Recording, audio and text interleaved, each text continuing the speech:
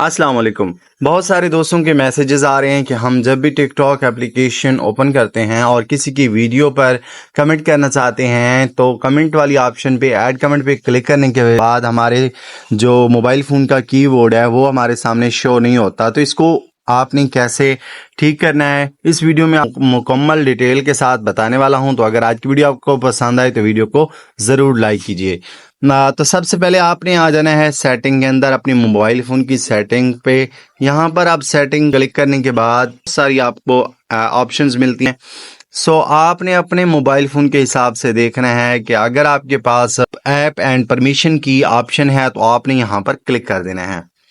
यहाँ पर क्लिक करने के बाद आपके सामने ऐप मैनेजर ओपन होगा। आपने यहाँ से देखना है कि अगर तो आपके पास कोई कीबोर्ड आपने प्ले स्टोर से इंस्टॉल किया हुआ है तो उस पर आपने क्लिक करके क्लियर कैश कर देना है। एक तरीका ये है।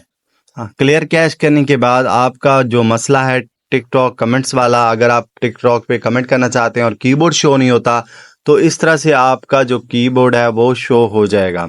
और दूसरा तरीका यह है कि आपने यहाँ पर देखना है अपने मोबाइल फ़ोन के अंदर, अगर तो आपने प्ले स्टोर से कोई भी कीबोर्ड इंस्टॉल करके उसको यूज़ नहीं कर रहे तो आपको यहाँ पर एक एप्लीकेशन मिलेगी जी बोर्ड के नाम से।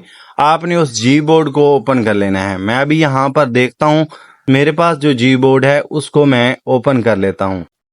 अगर आपके मोबाइल फ़ोन में ऐप मैनेजर के अंदर जी बोर्ड है तो इसको आपने ओपन कर लेना है। मेरे पास जी बोर्ड ओपन हो चुका है। अभी आपने आना है यहाँ पर स्टोरेज के अंदर। आपने स्टोरेज पे क्लिक करने के बाद क्लियर कैश पे क्लिक कर देना है। जैसे आप यहाँ पर क्लिक करते हैं तो यहाँ से आपका जो डेटा है वो क्लियर हो जाएगा। तो इस तरह से भी आपका जो मसला है वो हल हो सकता है।